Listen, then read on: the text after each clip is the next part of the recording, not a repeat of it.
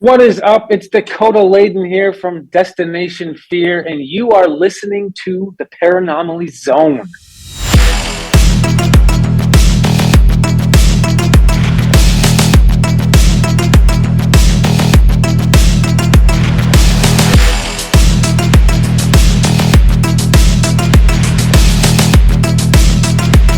A ghostly apparition in the dark of night.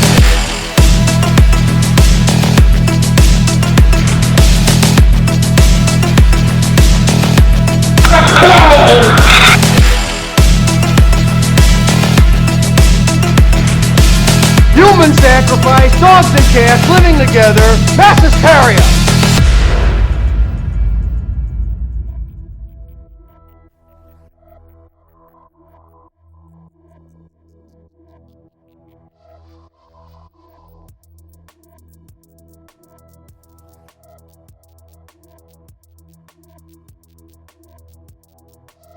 Hey there, fellow zoners. You are in the Paranormal Zone, your weekly dose of all things, you guessed it, paranormal, strange, and mysterious. My name is Patrick Koffenberg, and I'm joined, as always, by my co-host with the ghosts, the paranormal poster boy himself, the extremely vulgar Mike Carbno. Extremely we don't vulgar. That was just for a moment, and it was a funny that I pulled out of my head. He pulled it out somewhere, that's for sure. The gutter probably is where you pulled it out. Yeah. He even said that he couldn't even get Mary to giggle on that one, so that was... She shook her head. in shame and disgust and perhaps embarrassment, but I don't know. Mike got it out of his system, so he'll be a good boy for the rest of this episode, we promise. So. Well, you promise. Okay, I'll promise. And I'll be good. I might end up breaking that promise because no one can control the mouth of Mr. Potty Mouth Mike Carbon over there. So, Potty Mouth Patrick, you mean? Oh, hell no. Hey, buddy, it's good to see you, Mike. Thanks for making this work. It is Tuesday, November 22nd. Happy early Thanksgiving to everyone listening. We hope you all have a great time with family and friends. Stay safe, stay warm, and all that good stuff. And, I say stay warm because we're up north in the cold up here. So there are people that are listening to this that might be thinking, I could use a little cooler. I know exactly. Well, my AC isn't working right now. You dipshit. Like our good friends in like Bali and things like that. Right. Very, very true. Very, very, very true. So, I'm sure we're both going to have pretty busy holiday week coming up and weekend perhaps. So we needed to get this episode out, and quite frankly, we needed to get a new one out because our last episode just sucked balls. Right, Mike? Well, I enjoyed it, but I don't know. Were we just treading too close to the never talk religion and politics? I mean, we didn't mention any politics, but no, absolutely not. We never will do that. I don't think we really did. It was a very large topic. We encompassed very large, literally very large, omniscient, omnipotent, whatever the hell you want. What term ever you want? I can't speak. What term you want to use? We generalized. We didn't necessarily point out any particular things. Why is your microphone shaking like that? That's making me nervous. I think I just got done unmuting it after I was coughing. It's literally just shaking. Yeah. It's like bouncing back and forth. Okay. Is it stabilized? Are you good now? Okay. I think so. Okay. I'm still coughing, still sniffing a bit, but I am much better. You do sound better. Yes. Yeah. I agree. You do sound a lot better. And then he mutes his mic and he's just gagging right now. No, I'm good. Oh, man alive. Too much beef tallow or something. I don't know. You eat red meat and you get that fatty in the back of your throat and you got to just hack it out, Yeah, he's saying he has too much beef tallow, and then he's going to have a ribeye the moment we're done with this podcast. What'd you say, a T-bone and a what? Yeah, a T-bone and a ribeye. And then Mary and I will cut them up and share it so we each have some of both. Do you feed one another? I'm envisioning you guys sitting so because it's still in this young love stage for you guys, and the public display of affection stuff is going on with these guys constantly. They can't keep their paws off one another. So I'm just picturing you just like gently feeding Mary a moist chunk of meat. Okay, I did not say that. The only way that I, enjoy being fed my meat is if Mary holds a fork between her toes and feeds me that way, because that is, it's not an easy chore. That takes talent. Especially if she has a bad hip. Yeah, I know exactly. So, you actually have to lay down on the ground for her to do that. So I lay on the floor, the hardwood floor, and she just kind of hovers her foot and fork over my face and kind of just tilts a little bit, and it plops into my mouth. Yeah, but I can just picture Mike. He's just laying with his mouth agape, and he's like, "Steak, Mary, steak, steak." Covers anyway, I'm done with that. Covers them with a big giant bib, and you're just. Yeah. I can picture that. Well, yeah. I got a plastic tarp over the rest of me. Too much steak sauce, Mary. Yeah. Well, anyway. Whatever works for you guys is good. Yeah. So I think I got laughs out of Mary on that one. It did. I heard that. Yeah. So I think this will be a fun episode. It will. This idea popped into my brain. Was it yesterday or 2 days ago? I can't remember exactly. It's more than yesterday. More than yesterday. Yeah. Well, because over the weekend, I had a very, very vivid paranormal dream. I mean, one that was just, it struck me. It hit all the feels. I was creeped out. I was excited and involved. Mike and I were doing an investigation in this dream. And I wanted to speak about that. And, maybe let's take a deep look at this dream, blah, blah, blah. And that kind of sparked the idea. And it popped in my mind as a humorous idea.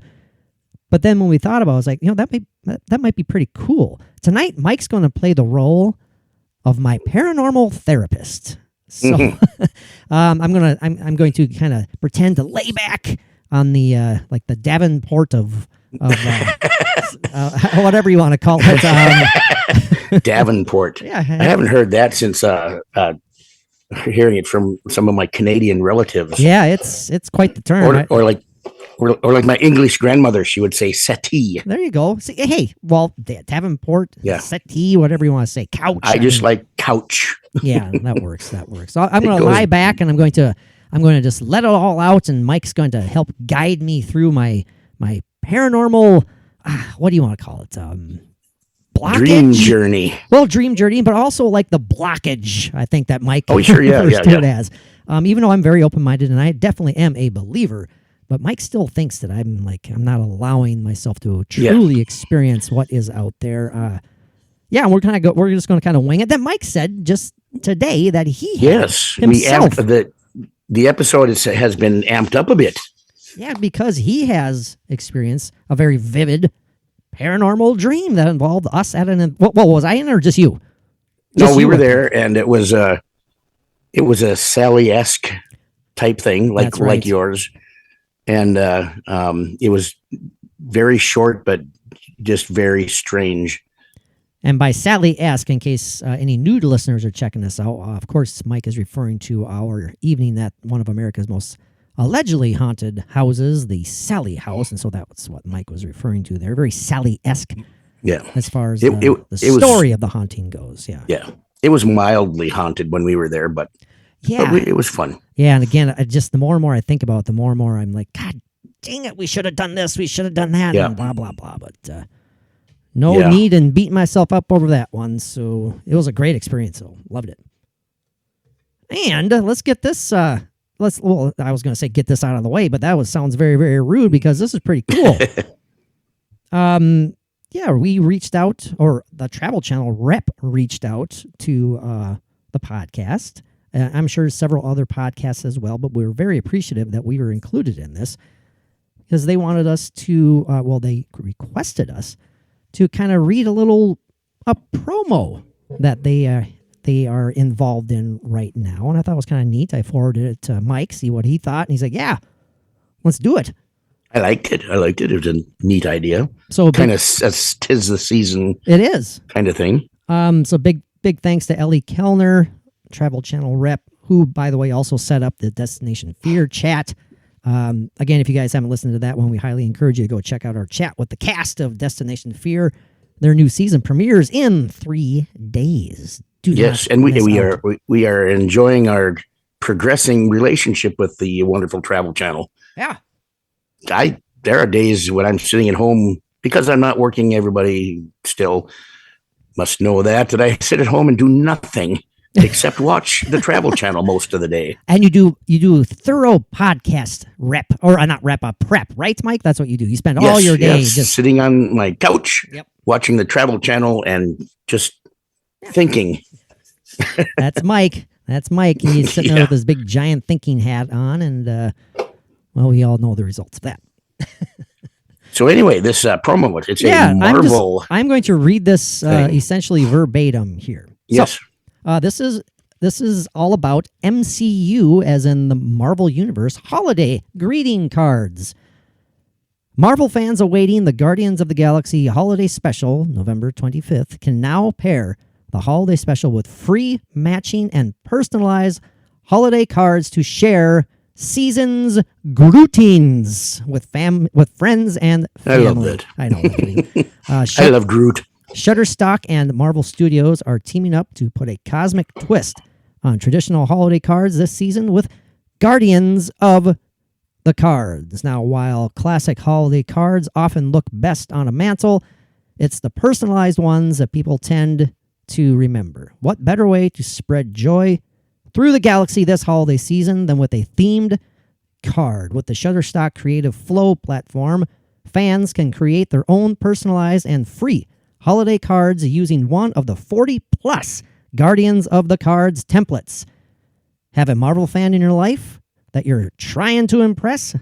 Well, then just head on over to www.shutterstock.com/templates/GOTG holiday and follow the prompts to get started. So there you go. That's pretty cool. That sounds like kind of a neat idea. I definitely have a bunch of Marvel fans in my household for sure. Bridget is a huge fan. The kiddos are huge fans. This might be something that I may have to look into here. Pretty interesting. I love the Marvel movies. Some better than the others. Guardians of the Galaxy, love that. Sure, absolutely. And thank you to the Travel Channel for having us participate in that promo. I'm sure we can do that a few times between now and the Christmas season. Yeah, that's a great idea. Or whatever. Great idea. So yeah, we do appreciate the Travel Channel. They have been fabulous about contacting us about guests, very big names, wonderful guests. So yeah, we're honored to be participating in this. Again, go to www.shutterstock.com/templates/GOTG. GOTGR is capitalized holiday, and follow the prompts. So there you go. If you guys do that, if you guys do that and you get your own personalized cards, take some pictures of them and send us our way. Yes, absolutely. Cool. That'd be pretty cool. We'd love to share those and help spread the word. Well, where the hell should we start, Mike? Well, I suppose should I start off with my dream and then go from there?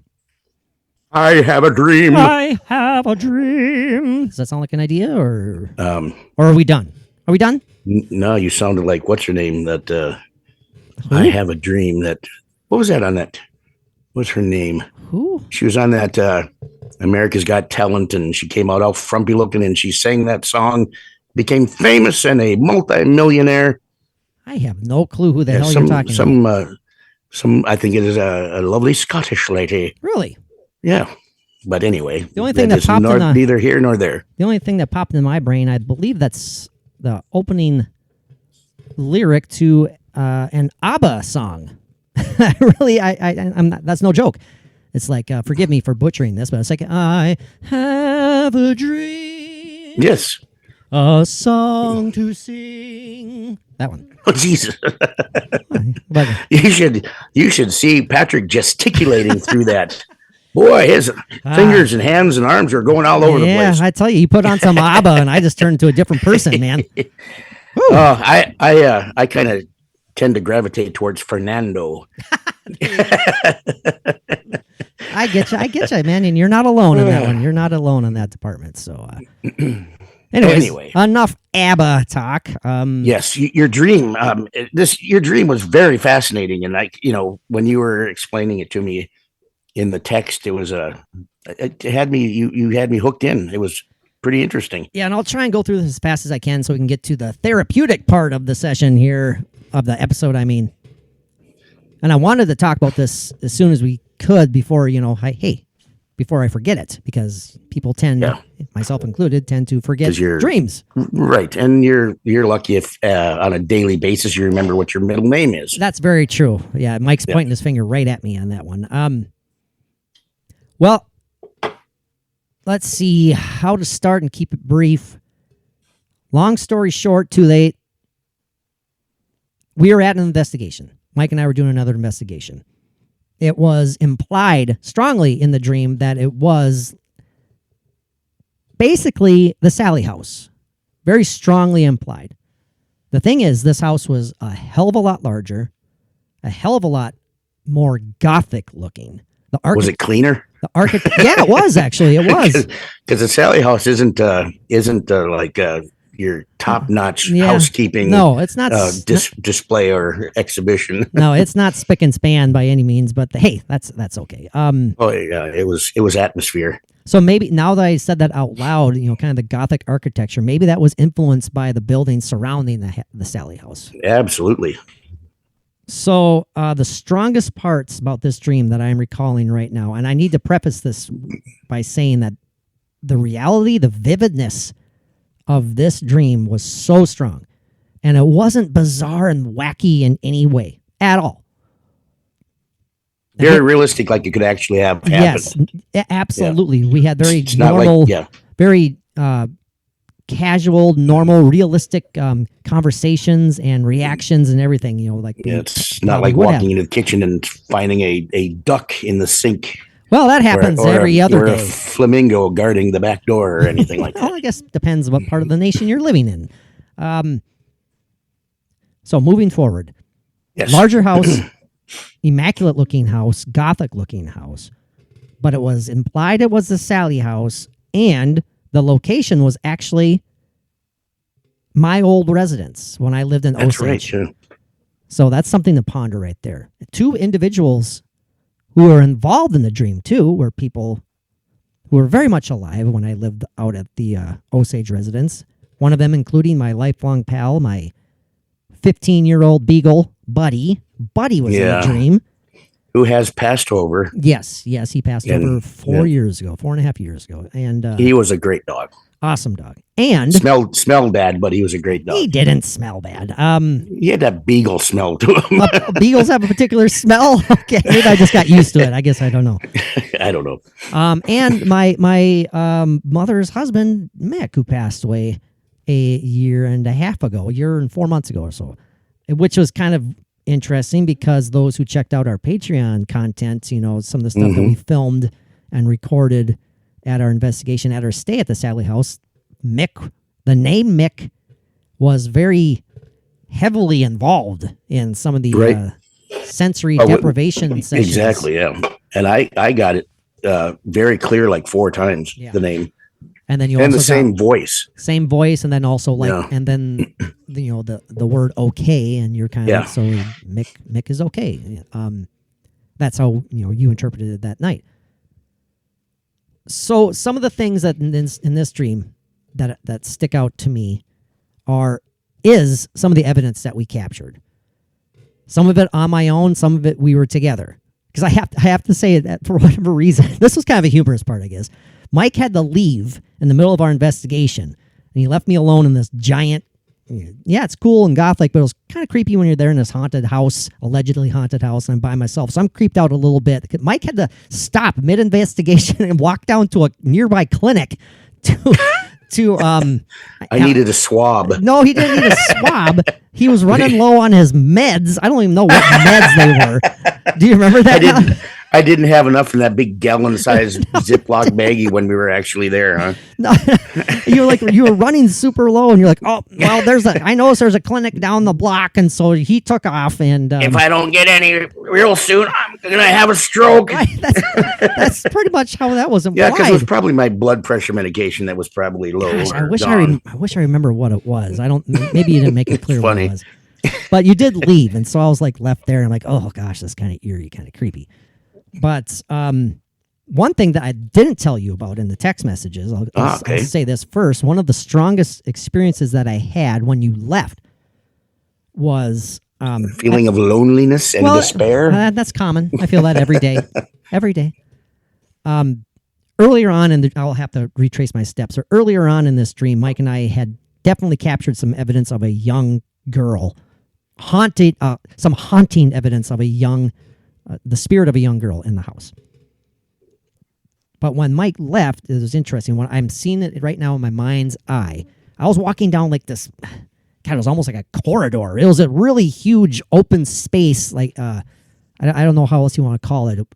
Maybe it was like a really large atrium. You know what I mean? It was just really large, walking area. Mm-hmm. And I was walking through from essentially this open space / atrium into the living area, and there was like a curtain that was draped down, separating these two rooms. And I'm struggling to remember if it was what the curtain was made of, but I want to say it was almost like, those old beaded curtains, Mike, where it was just, they basically were just beads, Oh yeah, back in the 70s and 60s, yeah. Yeah. And so they were awesome. For whatever reason, I got creeped out in this dream, and I went running through these beads. And when I ran through the beads, I felt like I got my gut punched, but then I quickly realized that I ran into a short person on the other side of the beads that I couldn't see. Mickey Rooney, the spirit of Mickey Rooney. Yes, it was. It was Mickey Rooney on the other side.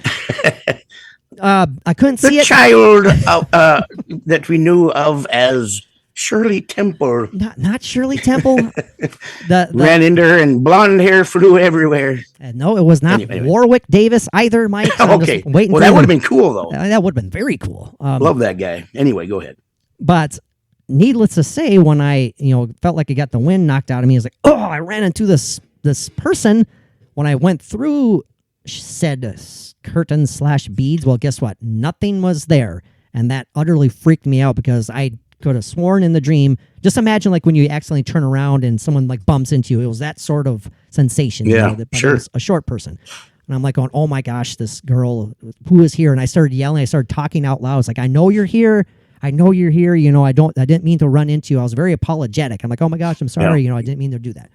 And you didn't use the M word. No, I did. So that's good. I did not use anything at all. Nope. I was, I was nothing derogatory or anything. Definitely creeped out, but excited at the same time. Now going back to the first part that we, the first evidence, I'm doing that in air quotes, that we caught.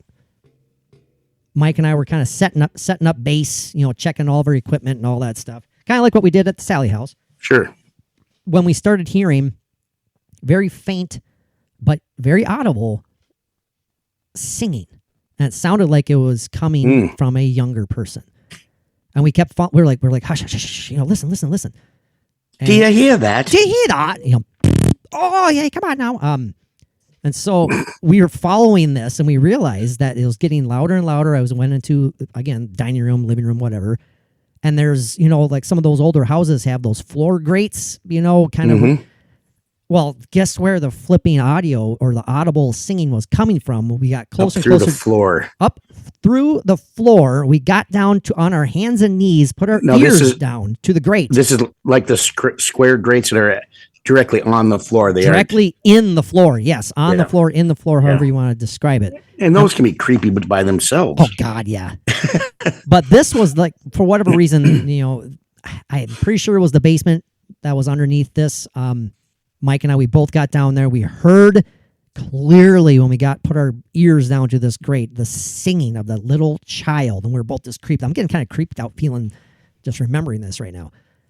And you're like, go get your recorder. Go. I'm like, oh, yeah. And I run on and grab the digital, and I bring it to the grates, and we're like just listening and recording it. And we were so excited because that was our first evidence that we had captured, was the singing of this girl down in the basement. We couldn't decipher any words, but it was clearly a voice and clearly a young person.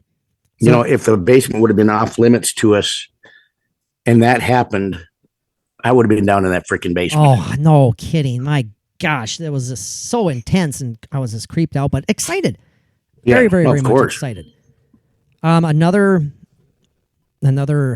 portion of evidence, again, the air quotes, evidence that we caught was another creepy thing. We were standing at the bottom of steps very similar to the steps in the Sallie house as far as being very, very steep, several steps, it was up there. And we turned out all the lights and we were using, hey, what a great idea, using our thermal cam. And we were just pointing it up the steps. And we just, basically it looked like nothing was up there. Just a blank old thermal camera screen recording going on, and we were asking questions. And then slowly but surely, guess what? The heat signature or cool signature, whatever you want, however it is technically, whatever it technically is, heat signature of this form of a little person started forming at the very top of the flipping steps. Again, not using the M word. Absolutely not using it. No, this is like a child. Okay, got it. And we were like, oh my gosh, we couldn't believe what we're filming, because I was using I was able to record it using the thermal camera. Again, started talking to it very respectfully. We were intrigued. We were creeped out. And then it started walking down the steps towards us, getting clearer and clearer. And then Patrick's working on his third pair of underwear. Because I think he did bring like 9 pairs to the Sallie house. No, that was you. Who brought 9 pairs. You brought 12 bottles and 9 pairs of underwear. Yeah. No, it was very, very intense, and we were so excited. And then it just eventually evaporated before it got down right to us. But I was like, oh my God, what evidence! This is amazing. What did it look like as it was coming down? Was it the thermal that you were watching coming down? Yep. We were just watching it straight through the thermal. So we just saw the signature of it, but it was clearly the shape of a little child. So that on top of me running into this thing, trying to go through the curtains, us hearing this child singing down in the basement through the floor grates. The part with Mick in it was very, very odd because he was still alive, but he was failing. And I think my mother was in it too, but it was very, very odd because, listeners need to understand that Mick unfortunately passed away from dementia, which is awful. And, extremely awful. But he was, up until the last week or so, he was still very mobile. I mean, he was always a very active guy his whole entire life anyways. He was still physically capable of doing things. But in the dream, it was like the opposite, where his mind was there, but his body was absolutely falling apart. And in the dream, he was like hunched over, like at a 90-degree angle almost. That's the only way he could walk. And then he had like a fit or something happened to him in the dream where he like fell into my arms, and my mom and I had to help him back to go wherever. So your mom was there too? Yes. Very, very briefly. And in then the dream. Okay. And then as a help for helping you with Mick. Yes. Yes. Okay. And they were in this, what we were now believing to be a haunted house. They were like over there for whatever reason, visiting. I honestly do not know. They were just there. And when they left, Mick was very much alive, but in the same dream, all of a sudden this house turned into basically looked like a funeral procession. It was strongly, strongly implied. Very, very, I'm being sincere about this. We were all of a sudden at Mick's funeral. So it was very strongly implied that Mick passed away during the, our investigation or whatever you want to say, during that time. And that was very somber, obviously. And, kind of brought the high down from our evidence that we had been capturing. But, very, very intense, Mike. I can't emphasize enough how intense that damn dream was. But those are the main facets that I wanted to talk about, and I didn't want to ramble on too long about it. Well, what about Buddy, though? I mean, that could be significant. Buddy was very much alive. Very, very, very much alive. Thank you for bringing that up, because at one point there was another dog in the house, and this dog was kind of an older dog. Buddy was very, very old, but I want to say Buddy seemed very vibrant and youthful in this dream. But this is when you were gone as well. This is after I had the experience of running into this spiritual mass, trying to go from one room to the other. And I was so okay, I'll admit it. In the dream, I was very, very creeped out, and I was going to leave the house because I wanted to go find you to bring your ass back there to tell you everything that had been happening. And I wanted to show you. And I was telling, when you did finally come back, I was like, Mike, I am a believer. I am a believer. You would not believe what has happened to me since you've gone, and blah, blah, blah. But I didn't leave the house because I didn't want to leave Buddy there by himself, because I was getting this ominous feeling in the house as I didn't want to creep out these dogs, particularly Buddy. So thank you for reminding me. I totally forgot about that part, because I didn't want to leave him. I didn't want to leave Buddy in this creepy ass haunted house, because if I put him in a kennel, I know I'd be walking out of the door and I'd hear him just going, I'd be like, no, man, Buddy, don't. You hear him screaming and it stops suddenly. Yeah. Oh God. Oh, yeah. But it stops suddenly, just at the point of a wailing scream. Okay, just hush. Anyway. So those are the main points. So your vibes on that dream, Mike, and then talk to us about your odd dream that you just had, I believe, just last night. Yes, it was. There's a lot going on there. I mean, hang on. Do you remember what you texted me after I sent you those messages? I don't. Your immediate reply was, essentially, this is something is trying to tell you that this shit is real. Someone or something is reaching out. You have to sit there and think about and ponder and, concentrate on everything that happened that you can remember in this dream, and think, really, truly open up your mind to the possibility that something is trying to tell you, or someone is trying to tell you something. These things that happened in your dream could have been, being that it's a very Sallie-esque house, like I said earlier. Yeah. And you had the implication that that's what it was. I think it goes back to that. And a possibility is you were being shown what we could have experienced there if we would have done things a little bit different. It would have been more of an experience for us. Possibly, that's just kind of off the cuff, sure, kind of thing. But I've kind of mentioned that too. I was like, do we believe that the Sallie House, that there is a spirit named Sallie, or the spirit of a girl named Sallie that resides still in the Sallie House? We don't know. We tend to think no, but we're not shutting down that possibility by any means. We could be way off base on that. Right. And I believe something is there, but what it is, it might not be anything to do with the doctor at all. I don't know. I just, and it's kind of strange for me to have that thought, because the Sallie story is so believed by so many people that go there to try to contact her.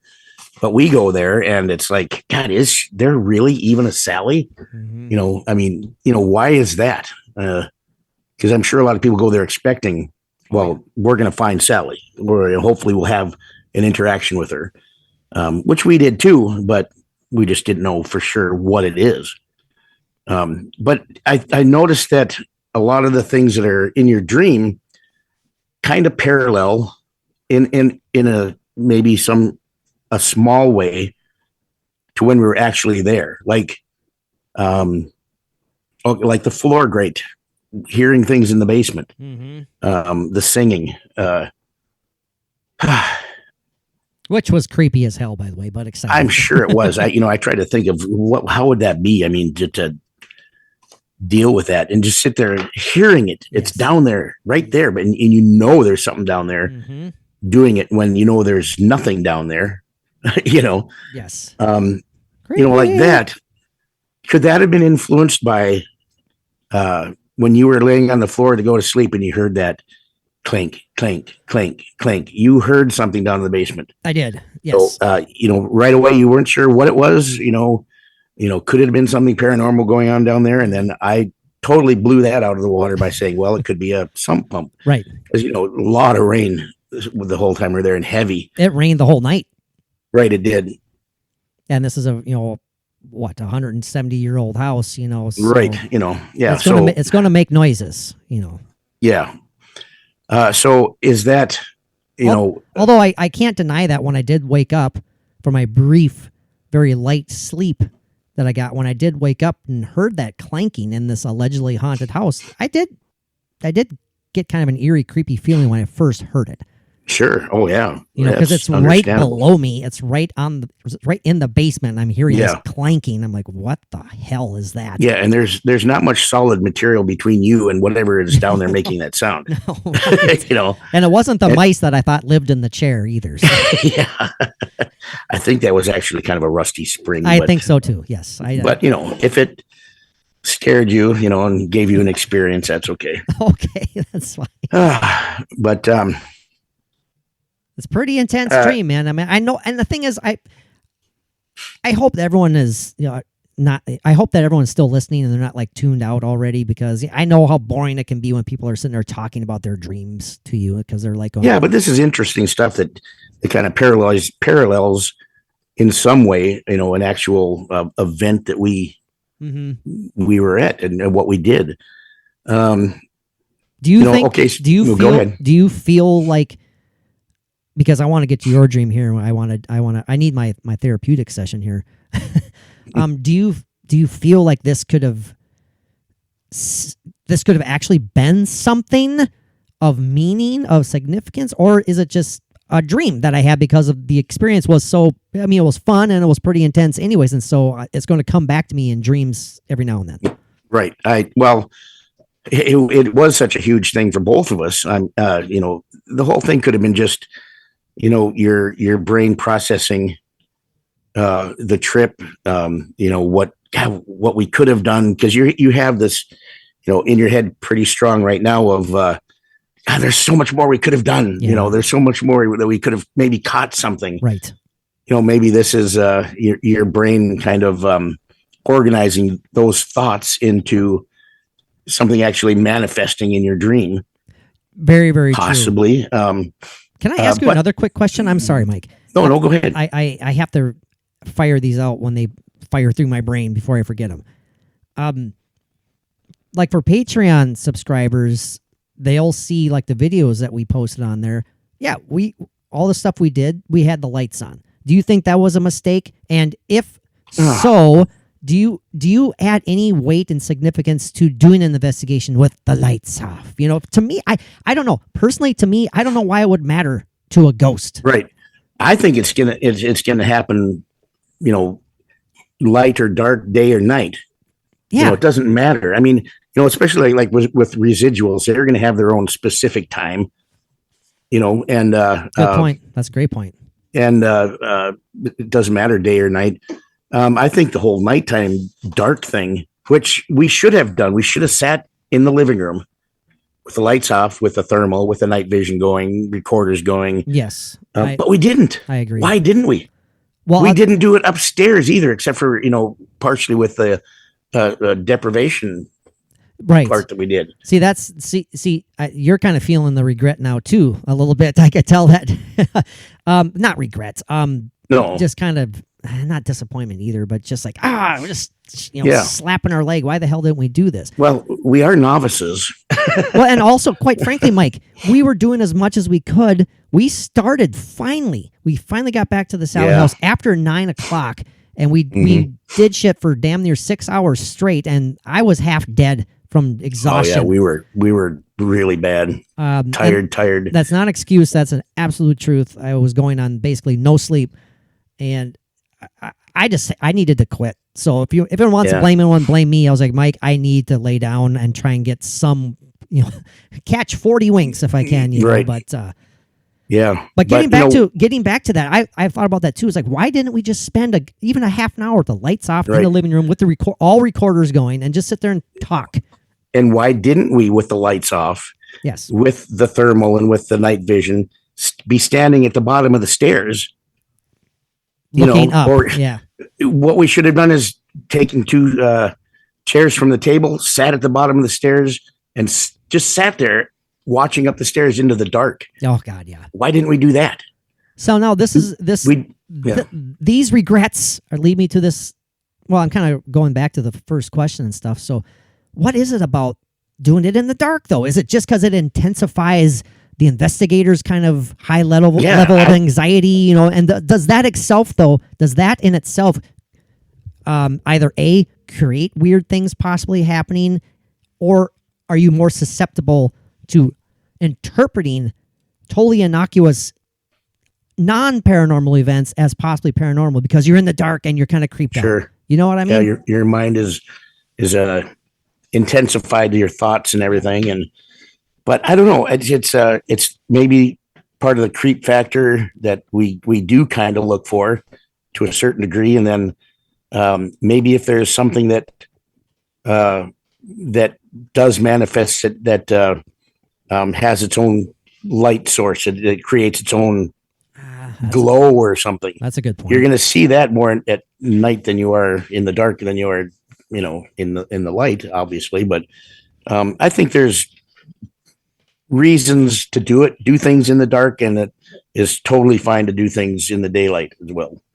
Yeah. I don't think we made a mistake necessarily by doing all of our, again, we're very amateur when it comes to being paranormal investigators. But yet, you get better the more you do it. So, and why didn't we sit at the top of the basement stairs with the lights off? But could you have imagined us doing that? I can. And okay, it would have been fantastic. We could have done it. It would have been a hell of a creep factor because that sight or that vision down those stairs with the lights on, just looking down the steps. I mean, I did. Mary won't even look at a picture of it. Looking down. I know that's wild. Looking down the steps. I did use the thermal briefly, but I didn't record anything. I was pointing down the steps, and obviously it was working because it picked up the cool signature of the pipe, the water line there and stuff. And yes, it definitely did. Yeah. Now I'm like, why didn't we turn off all the lights and just sit there and at the top of the basement steps with the thermal going on? Just and have the parabolic dish going and everything. We did do that. Yeah. Which gave me a great opportunity to mess with you. Exactly. Which was fabulous. But well, like Mike, all this is telling me is that we need to somehow make another trip down there sometime. Yeah, well, it could be done. It was easy enough, man. It was easy peasy to get to that place. Well, except when we got kind of close to Atchison, Mike kind of got freaked out a little bit by the elevated highways and stuff. I didn't like those like quadruple cloverleaf whatever. I know. And it was way high. It was, and the roads were slick because it was raining, and so it was. But I was thinking too that so this whole dark thing that we didn't do.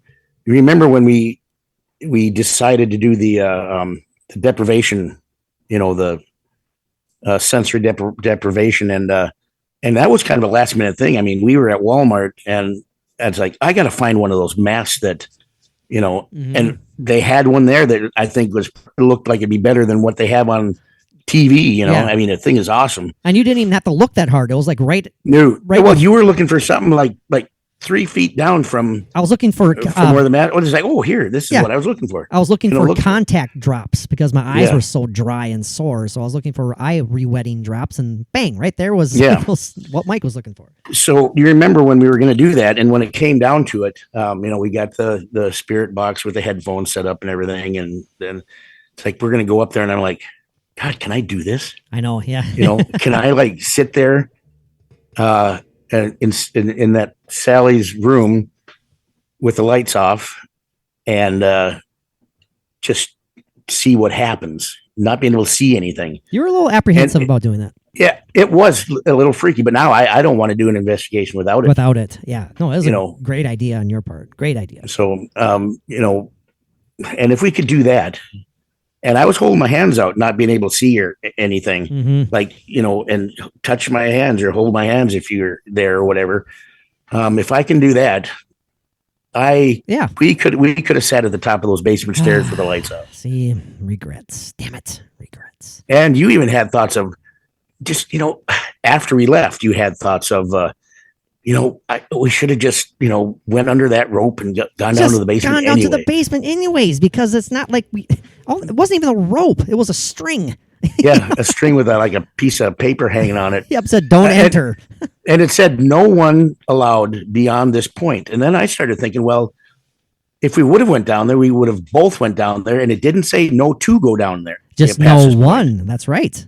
Right. So that would have been my justification for it.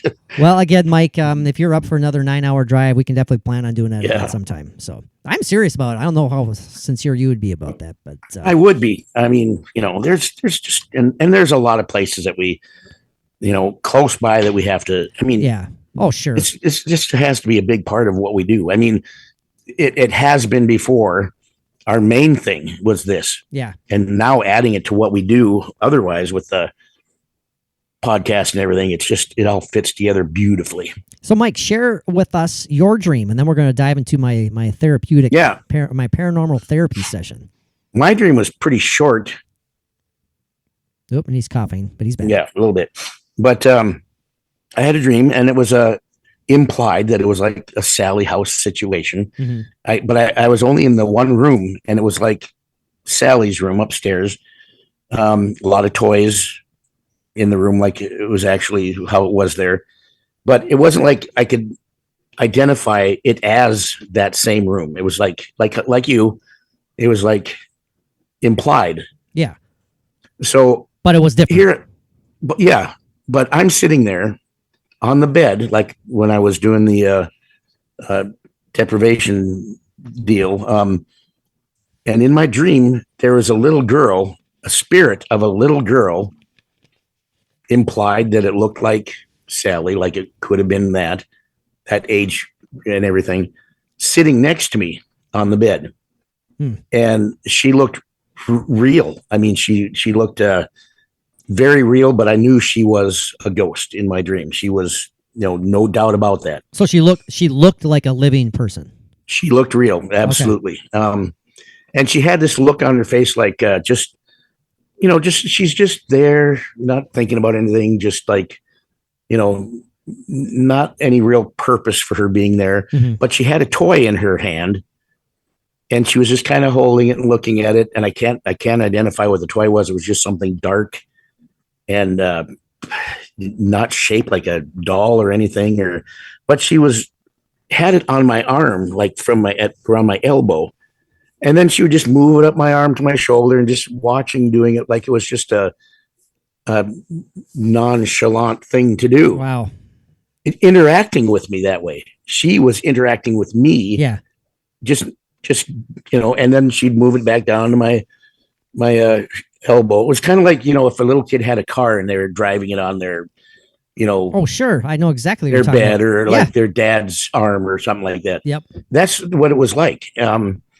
And another, like yours, it was very realistic, very, it was very to the point. There was like no little side things going on. It was just that pure interaction between her and I sitting there. And that was the whole dream. Well, we asked her, in our EVP sessions and spirit box sessions, and we asked if there's anyone named Sallie up in her room with all the toys. And we asked, can you touch any of the toys? Can you move them around? Can you all sorts of things? So that's, again, is this dream related to that experience? Or is it what she didn't do in the is this what at the actual house? I mean, it was done and shown in a dream. In a dream instead, yeah. Yeah.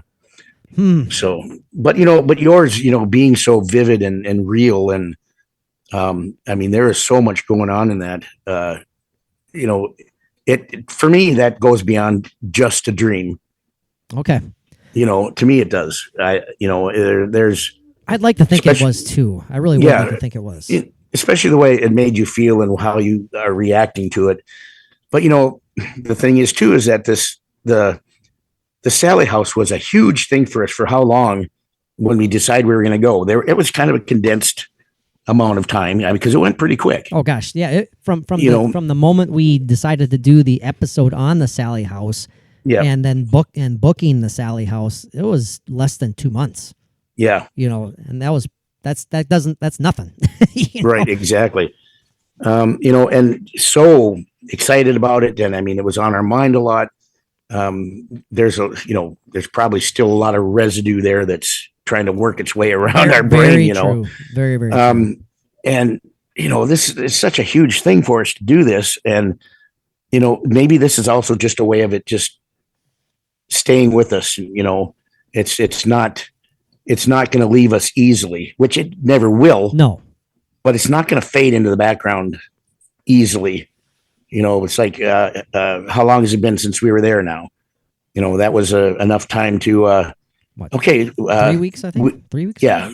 Yeah. Something like that. But, we need a little nudge, a little, remember, Yeah. Oh, sure. this experience. Yep. But, why is it in the dream so much more going on? I mean, maybe things can be presented to us easier in a dream than it could have while we were there at the Sallie House. There could be some message there. It could have been, then again, could it be just a dream? Right. Or like I've said before with dreams, is it just a piece of undigested beef? Yeah. Like the whole Scrooge thing. I'm glad you threw that kind of the question out there. Like, what is this all about? Because what thought ran through my mind then after you said that is whatever energy in that house, if there is any spirit, whatever you want to call them, is it finally coming through to me because I wasn't allowing it to while I was there at the Sallie House itself? I mean, I get that, and that's that's kind of the segue into this therapy session here, Mike. I've already started that. Yeah, I know you have. And this has been pretty therapeutic, anyways. But yeah. So what would you ask me, Mike? Okay, I'm laying down on the Davenport. I'm relaxing. I'm not like meditating, but I'm ready to kind of let it all hang out. And I know psychiatrists don't sit there and really ask questions; they just let you talk. But I'm going to ask you to ask questions. What would you ask me? You're sitting there. You got your skelly on, and you're smoking out of a pipe. And as my tweet said, just call me Siggy F. It's just Siggy F is talking to me. He puts down his newspaper. He takes a couple of totes off of his pipe. Okay, come on in, young man, and let me hear what. What is there a problem? Yes. With your brain? What do you need me to figure out for you? And this is Mike's reaction the moment I walk into the room there. Yeah, he just immediately just starts laughing at me. Oh, this is gonna be fun. Yeah, exactly.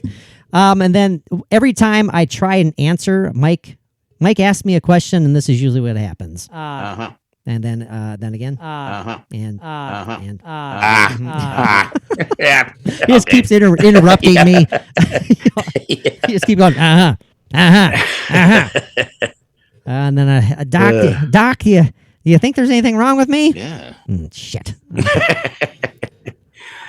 So what comes to your mind, Dr. Carbno here? What would you? Okay, we're doing this in a joking, humorous manner and stuff. But well, not 100% joking. That's what I was going to say. It's like, so I know that I drive you kind of nuts sometimes because you think that I'm purposefully trying to block things, but I'm definitely not doing anything like that on purpose. Again, no. I believe and I want to experience something so badly. Yeah, and that is part of what is blocking your, because you are focusing on it so much that your mind is like, you're not relaxed enough. It's not, I mean, even as open as your mind is, you are not allowing your mind to be as open as it should be. And a perfect example of that is the joke you played on me, Doc. When I was looking down the steps with the parabolic dish and the headphones on, I was just like, God, this is kind of cool and intense. Wouldn't it be awesome to hear something? Then I'm like, whoa, hey, what? And then there's Mike with his freaking giggle laugh going on over there. He's just smirking at me. Oh, I love to look. I wish I would have had my camera and been videoing that thing while I did. Oh, that would have been perfect. See, another thing that should have been done that wasn't. That'd be a great screenshot for like the Patreon page or something. Yeah, there you go. My facial reaction and stuff. That could have taken place of that old picture of you coming out of that hole in the basement of the wall in the basement in that house I lived in. That's right. I wish I could find that picture. Oh, yeah, so you need to do some digging and try and find that. Yeah. Yep. I remember that. I had my long hair at the time and I was wearing a blue button down long sleeve shirt, I think is what I had. I remember. Yeah, he looked pretty quaint. I was coming out of the crawl space. That looks really good. But anyways, okay, Doc. So what are your what was I gonna thoughts? say? And what are your thoughts on my blockage? Yeah. Well, it was indicated in the dream of you coming through that blockage a little bit. Mm. There's a veil there that's keeping you from letting yourself go. And if you think of this in a way of you allowing yourself to let go, finish opening up your mind to where it needs to be. It was in your dream as that beaded curtain. You went through that beaded curtain, and what happened when you went through it? I felt that mass That's right. bumped into me, and heavily implied that it was the spirit, the energy of this. Pull down the beads in your mind, Patrick. I'm blocked by beads. See, this dream is telling you, take that, go through that veil, drop it. That little tiny bit. Beads are nothing when they're hanging in the doorway. No, hell no. No. It stops nothing. Nope. Except in your mind. That's a great point, because you know what? Get through it. It's heavily. Here's that word again for the day. This is today's episode. This is the word of the day. And I forgot it. Implied. Implied is, like you said, Mike. When we see it, it's like, even though we could walk through this beaded curtain just with no effort whatsoever, but just the curtain being there is what separates us from room to room, keeps us from going through there, even though it's nothing to go through there. So I get the point where you're saying, this little thing that's in your mind that totally lets you go. Yeah. Is like the tiniest nothing. Yeah. That you have every power in you to just, to take that down. I mean, my beaded curtain, is, holy crap, 45 years behind me. No shit. There you go. 50 years behind me. Damn. I know it is. I know it is. You're not getting any younger. And no, I know that all too well. And it's, I'm like blocking myself, trying to think of what's blocking me. I like your point too about how wanting something to happen so bad could in itself be playing a part. Oh, absolutely. Because and I get that. I totally understand that. You're cluttered with that need and want.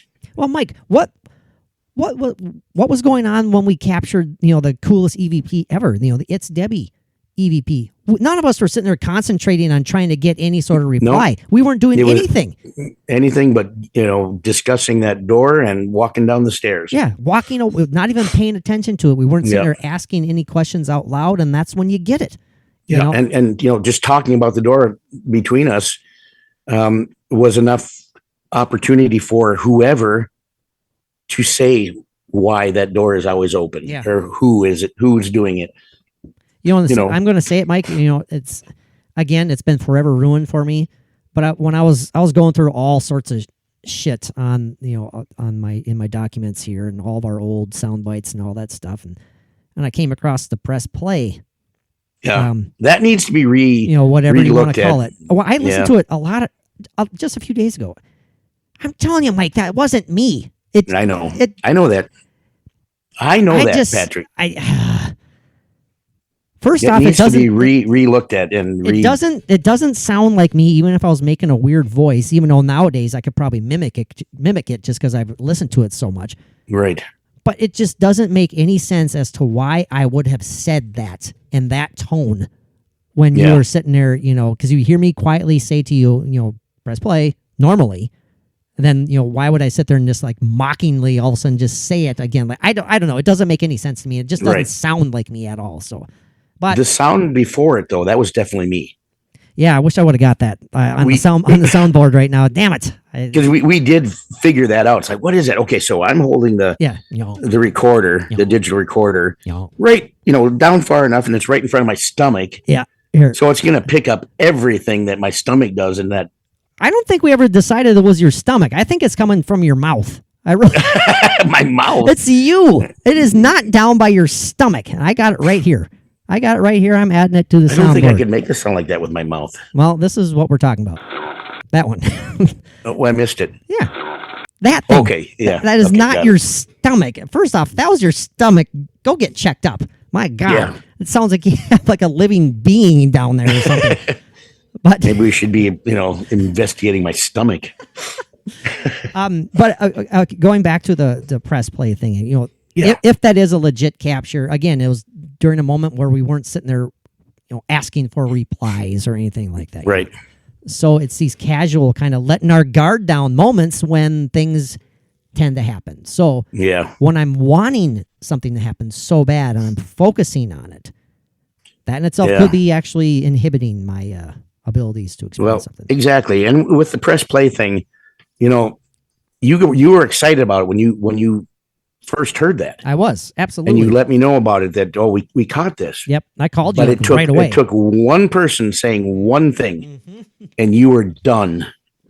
Yep, absolutely. And Patrick, you have a very strong, very intelligent mind. yeah, One person should not be able to change it well, if you know what you're excited about like that and hearing that. You should have said, no, that was not me. I know. I think We need to I think about this one. I'm pretty sure I did say that, but all it takes But- is put that little Yeah, tiny droplet of doubt in my mind. Yeah, you were already done when it was, Well, again, that when you're trying to capture stuff like this, though, what do the professionals say? When in doubt, let it out. when in doubt, Or when in doubt, throw it out. Throw it out. Exactly. So, let it out. yeah, when in doubt, let it out. Oh, I'm in doubt. Yeah. So, let's see, Doc. Do you have any other parting questions? Any Well- words of wisdom? Any words of advice? Because I'm laying here on the Davenport of paranormal love, and shout out to Minnesota Vikings broadcaster Paul Allen, PA Paul Allen, because that's his catchphrase. Is after a Vikings loss, when people call in on to his radio show, he says, "I am here for your therapy. I'm here on the Davenport of love. You lay down and let it all out." So shout out to PA on that one. Any final words of wisdom? Because, like I said, like I was going to say, I'm here, and I want to experience, but I also know. And thank you for pointing it out. I'd like to believe that I'm an intelligent man. I'm a very strong, You are. You man. extremely. I'm stubborn to a To fault. the point, you are intelligent to the point where you irritate the shit out of me sometimes. Especially when it comes to correcting people when they say "tooken" or "botten." Yeah, but then you also come right back and you supposedly provide evidence that they're legit words. Well, "botten" is hey. Don't bring up Brontosaurus either, so I'm going to fall off the ledge here. Yeah, no. Anyway. Brontosaurus Rex. Brontosaurus. You know what I'm talking about, Dan. I do. Yeah. But there's a lot though with this dream that we can't be done talking about this, or you can't be done thinking it through. There's a lot there that you need to think of as more real, something that's adding information to your reality, and not just a dream that's that you have because of an experience that you went through that wasn't as satisfying as we would have wanted it to be. Sure. It's don't let your mind fill in spaces without thinking, yeah, that's what really could have happened, that's what should have happened. Well, Doc, today a little tiny thing happened again, but it was I'm sure you've had these moments too. I was driving home from work, and it was very, very brief, but the feeling lasted until I got home, which was probably about 2 or 3 minutes. No, that's longer, Dad. About 5-6 minutes to get home. And I was just pulling up behind a truck that was ahead of me, and it was an older pickup truck. And I don't know what it was, but I was reading the title on the back of the truck, and it was the way that the sun hit the truck and the window and the reflection and the weather, which we're having a very beautiful day actually for. Oh, it was beautiful here today. Yeah, for winter in up north, it was beautiful out, and I think it was like 30 degrees, and I was happy. Yeah, absolutely, same here. Get excited about 30 degrees. But and again, probably nothing. But it's just one of those things that set off. I don't know what it was. It was the combination of the weather, the visual, the smell, but I was overwhelmed with this, just a sense of I've been here before type thing. Those little tiny moments are just they can be pretty profound. Yeah, was it a deja vu type thing, or just a feeling that hit you? It was a feeling. It was a real. I mean, I felt it in my chest. I don't know if that makes any sense. I was just like, it wasn't bad. It wasn't negative. It was. I'm just like this. Physically feeling it in your chest, along with the whole other sensory things going on. Yep. See, that's real. That's not just your brain saying, let's pop this into your mind. Mm-hmm. It's really hard for us to decide or figure out what combination of things brought that to you to feel that, but it could have been, passing by some kind of a certain area that has some kind of an energy with it that does things like this at a certain time when things are right or whatever. That's kind of a off the wall kind of a explanation, but you know what I mean, though. No, I do. There's any number of possible explanations. It could just be physiological. I mean, who the hell knows? But it could be just the perfect moment in time that just sparks that. It's like a physical remembrance it's like a physical memory. It's like, by that I mean I felt it, but I didn't know what I was remembering. I could feel it. Well, in my professional doctor analysis, let's say, help me out here, Doc. I would say that goes back to the beginning of another point in your life where you had your first erection, and this everything was just right at that moment to remind you of that, but not know exactly what it was. But yes, it was your first erection. Well, I did get a sensation that I was very much younger when I had this. I felt ashamed. I felt oddly curious and befuddled. Yeah, all that. That makes sense. Yes, and looking down at your first erection and not sure how to feel, but you only get this picture in your mind of a hairless earthworm, and you can't get that out of your mind. And that is probably another blockage that you have in your mind. Oh my gosh. Keeping you from, realizing all of these things are real. Maybe that's why I hate fishing with night crawlers. I mean, they work, but gosh, I hate putting them on those damn hooks, man. They're just squirmy, gross things. But if you had a 6-year-old Patrick penis, that's what I'm saying. You'd be catching 20-pound bass. A 20-pound bass. Good Lord. Well, largemouth. Well, still, good God almighty. A 5-pound bass is considered ginormous around here. But. I know. Yeah. I've seen a 5-pound bass. It was nice. Yeah, I'm sure. Or it could be a 13-pound pickerel. Oh, God. I thought you said peckerel. I'm like, what the hell's a peckerel? But I get it. Now it's a pickerel. Pickerel. Pickerel. That's another slang word for your 6-year-old penis, peckerel. Patrick's little tiny peckerel. It's not as slimy though. I mean, that's just the thing. People always complain about having to grab the fish because they think they're all slimy and everything. But it's well, you can liken that to Famunda cheese or something. So do I have to pay extra for this, Doc? I mean, no, this is all free. Okay, I didn't expect this at all when I came in. Yeah, I just went on an odd tangent that I got to get out of. The whole thing is that there is some more meaning here in this dream that you had, that you have to do some self-analyzing, and just I don't know. I'm going to think about it too, because this isn't the first, Mike. I mean, I've told you about them. Thank God I haven't bored our listeners to death too often when I talk about this stuff. But I've had, Bridget can attest to it. I've had several intense dreams about ghosts. And to the point of where a lot of them were quite frankly frightening. I'm scared in the dream. You need to write these down and journal them as you have them. I should. I really because should. You put 3 or 4 of these dreams together in order. There might be some more that you can learn from putting these dreams together and see what comes out. I mean, they might be all connected. I have to get this out here, and we will wrap it up in a couple minutes. But I want to ask this. It's such a follow up to our silly, slimy pecker talk. Peckerel. Yeah, sorry, peckerel. Do you have, in all honesty, Dr. Carbno, is there any connection between my quote unquote blockage of experiencing something paranormal and the passing of my dad when I was 8.5? Because I was thinking about this in all sincerity, in all seriousness. I was thinking about this at work.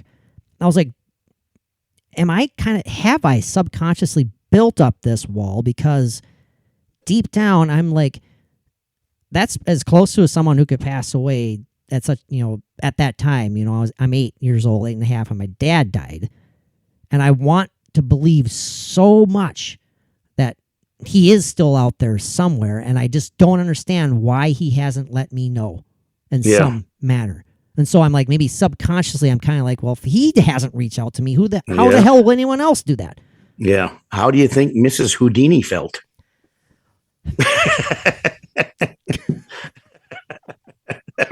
Well, do I have to pay? Igor, do I have to pay this crackpot? No. Okay.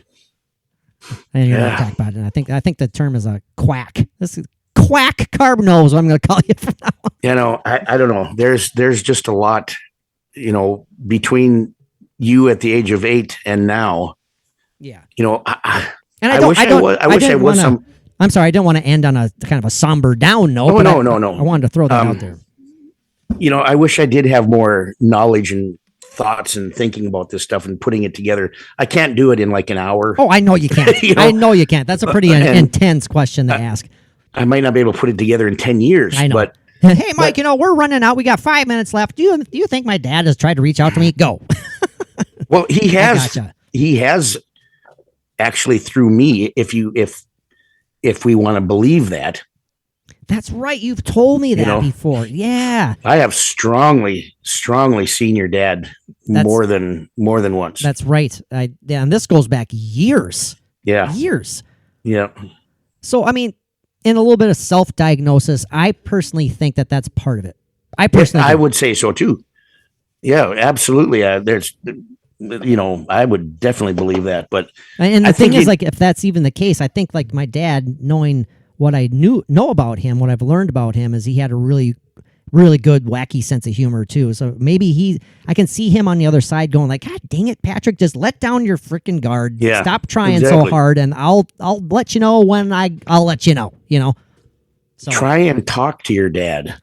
Yeah, that's crazy. That's one thing I've never done. But never done. I know it's crazy maybe to some people, but to others, it's something they do every day. Yeah, and that's it's not crazy. I don't think it's crazy at all. No, it's not at all. Do it in a meditative state or while you're hugging a tree or something. Like you get into that. I did do that. And that's no joke either. You get into that feeling and that state of mind, and just accept what comes. Like when I was on the spirit box and doing the deprivation thing, my mind, I was blanking out my mind except for what was coming through as words on the spirit box. Yeah. Do that same thing. Just, relax your mind, let it go. Just try and let down that beaded curtain. Yes. That's a big thing.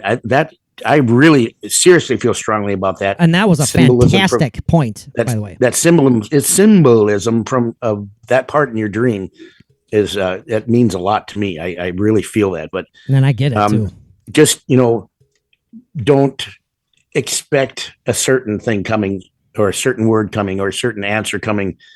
Just leave your mind blank. Ask your question in your mind and just wait. Yeah. And whatever word first pops into your head without thinking about it, start writing those things down. put it together. I mean, just as a little exercise. They're all great suggestions, great ideas, and that when you said that reminded me of when I did the sensory deprivation session. And I told you this too. I was like, I felt disappointed in myself because crazy, shocking. I felt like I was trying too hard to pick out words when I was doing that. And I can't do that. No one can do that. You do that and you're going to start hearing words that aren't even there. That's exactly it. And that's why I have video of it. Maybe I'll post it sometime on Patreon, but I was just disappointed in it because I thought I kept on hearing like negative stuff, like really, really negative stuff. But that could be just my, I could have been consciously doing it, trying too damn hard to pick out words instead of just almost feeling. Work on that meditation and clearing your mind.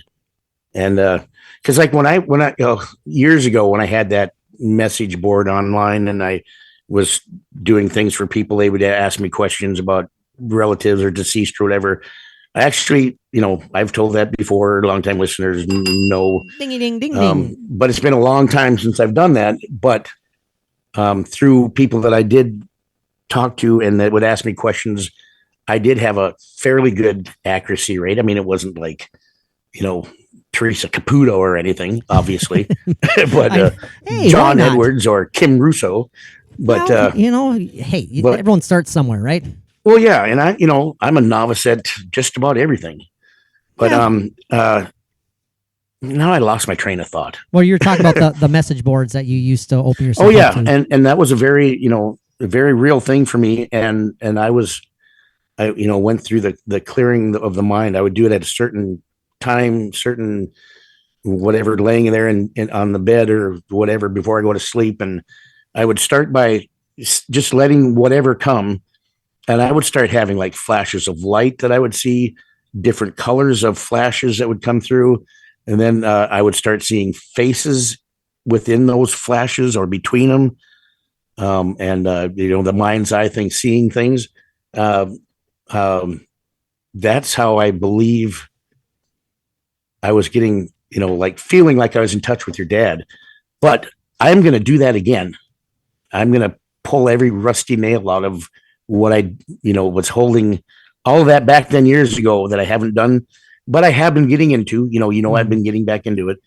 I am going to really do a really deep dive into your dad. Oh, wow. And I'm going to see on the docket.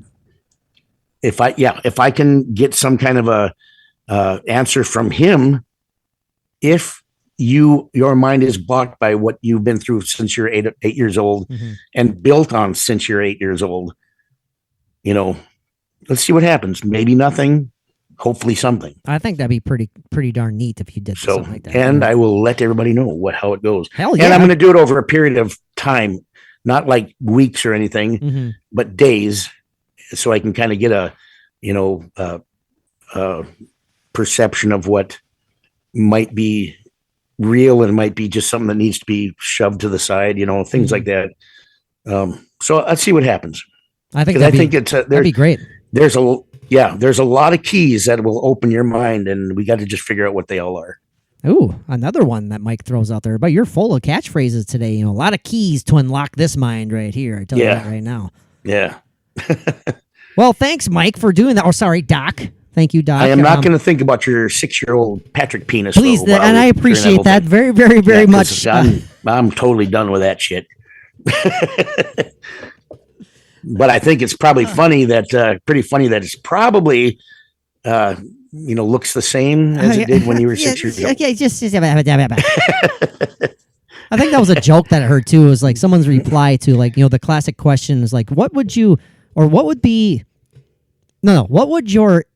20-year-old self say to your 5-year-old self? And the 20-year-old would say, it's not going to get any bigger at all. Yes, you are forever to have a pair of BBs in your ball sack. Good Lord, that is depressing. Oh, man alive. Okay, on that one. I guess anyway. we better stop. Doc, did you get a good laugh? I thought so. And again, I could keep going with this, and 'cause, I mean, how you feel about all this stuff, and and your need to know.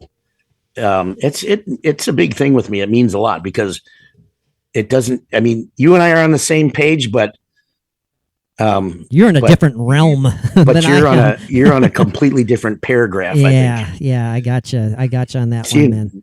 More symbolism there. There you go. Yeah, very symbolic, very profound statements today from my co-host with the ghost, the vulgar Mike Carbno. So, and I'm kidding with the vulgar. Oh yeah, did we say what that? No, and we're not going to. We're not going to either. No. Oh yeah, it was the color of something. Oh, that's right. Yeah, that's all. That's all it was. That's all. The color of a. He's done. I'm not going to say it. He's done. We're done, right? Yeah. Okay. All right. Well, thanks, Mike, for making this work.